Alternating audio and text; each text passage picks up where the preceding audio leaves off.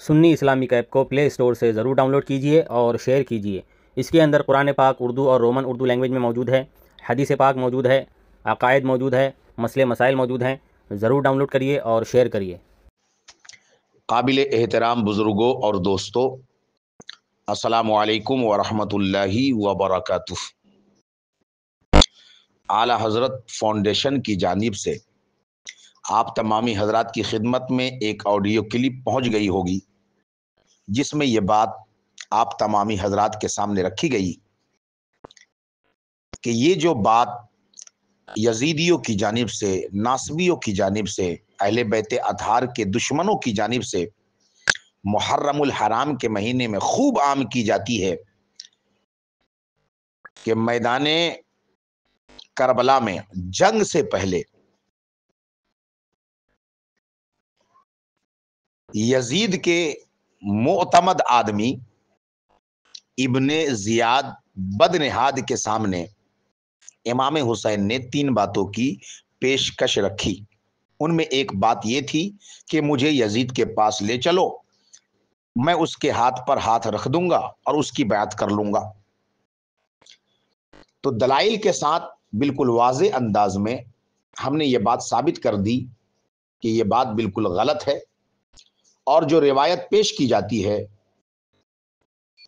کتاب انصاب الاشراف کے اندر، وہ روایت موجود ہے، لیکن اس روایت کی جو سند ہے وہ منقطع ہے، لہذا روایت ضعیف ہے۔ اور اس کا جو مرکزی راوی ہے ہلال بن یصاف، ان کا سماع امام حسین رضی اللہ تعالیٰ عنہ سے ثابت نہیں ہے۔ اب مزید گفتگو آپ حضرات سماعت کریں۔ آپ حضرات اگر کتاب انصاب الاشراف کو اٹھا کر کے دیکھیں اور غور کریں تو آپ کو پتا چلے گا کہ اس روایت کا جو مرکزی راوی ہے ہلال بن یصاف،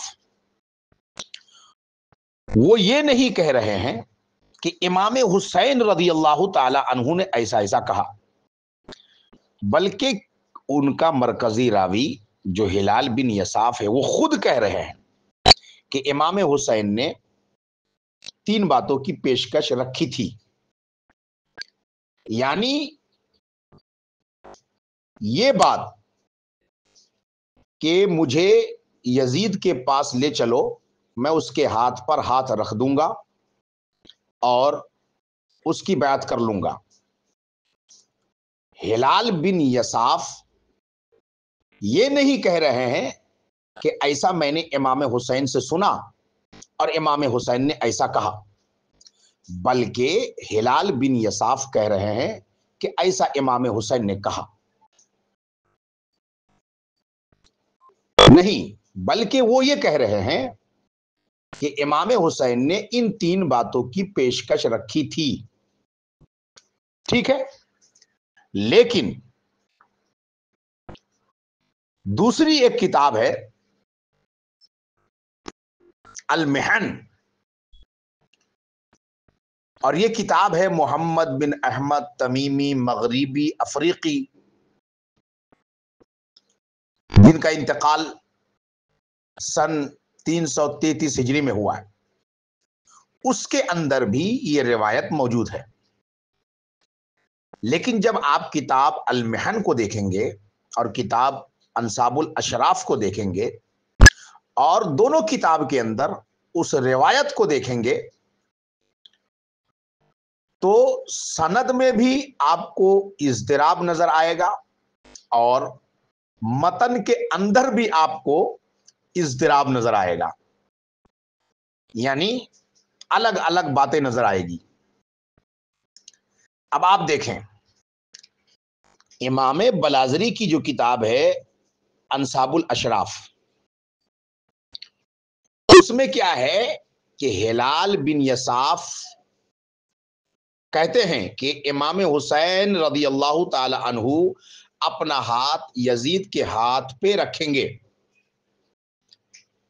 یہ پیشکش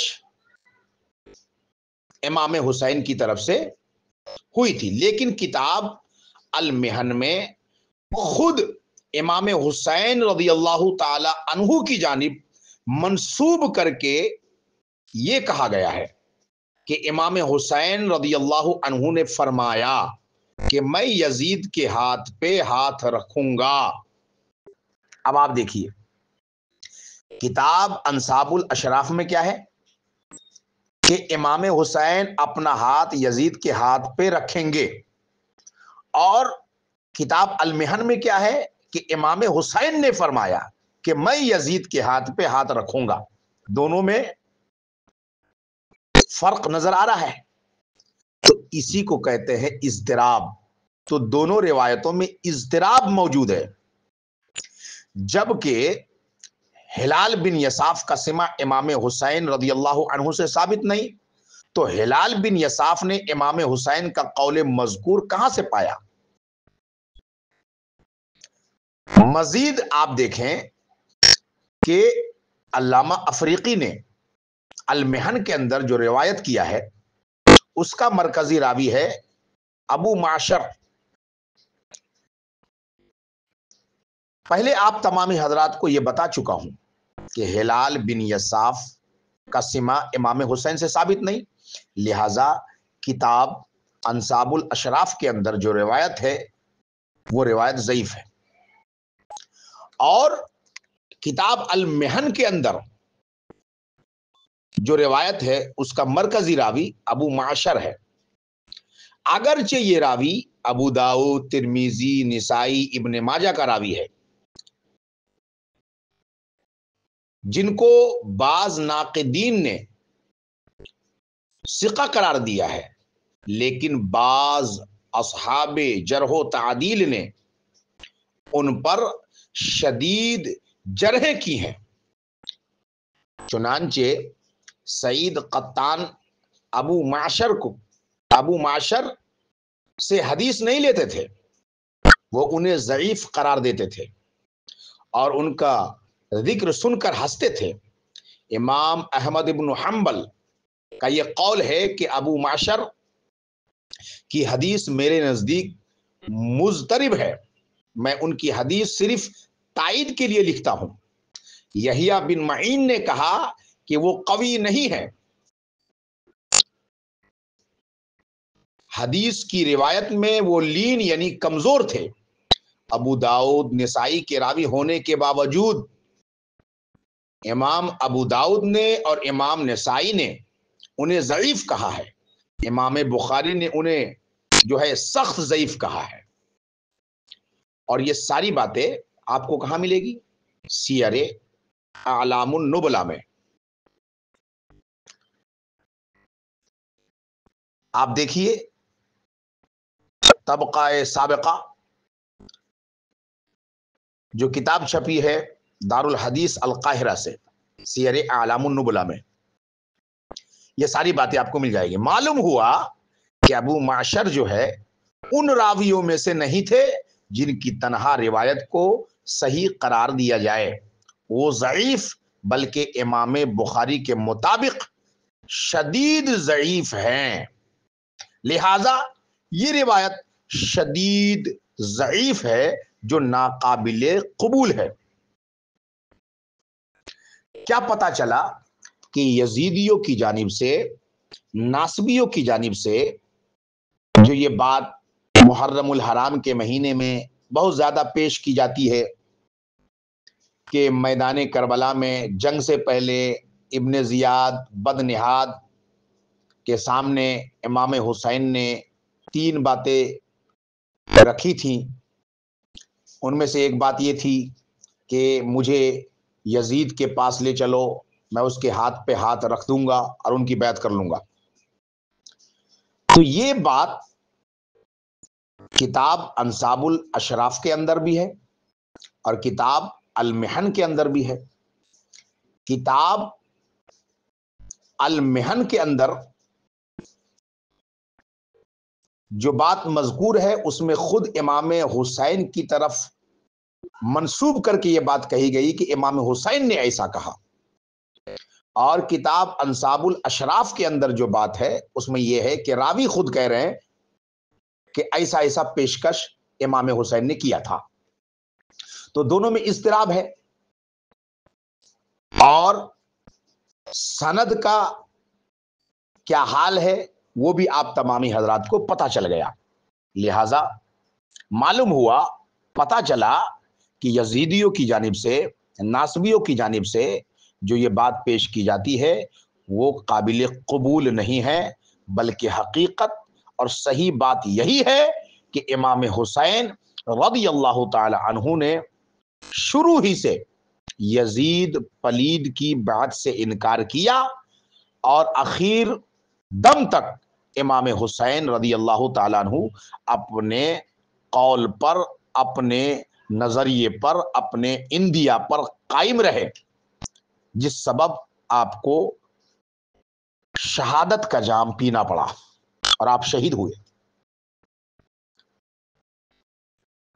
لہذا تمامی حسینیوں سے گزارش ہے کہ اس طریقے کے دھوکے میں نہ آئے، بلکہ یہی عقیدہ اور یہی نظریہ اور یہی اندیا بنا کر کے رکھیں کہ میرا اور آپ کا جو امام حسین امام عالی مقام ہے، جو شہید اعظم ہے، جو نواسہ رسول ہے، جو جگر گوشہ بطول ہے، حضرت امام حسین رضی اللہ تعالی عنہ نے کبھی بھی یزید کو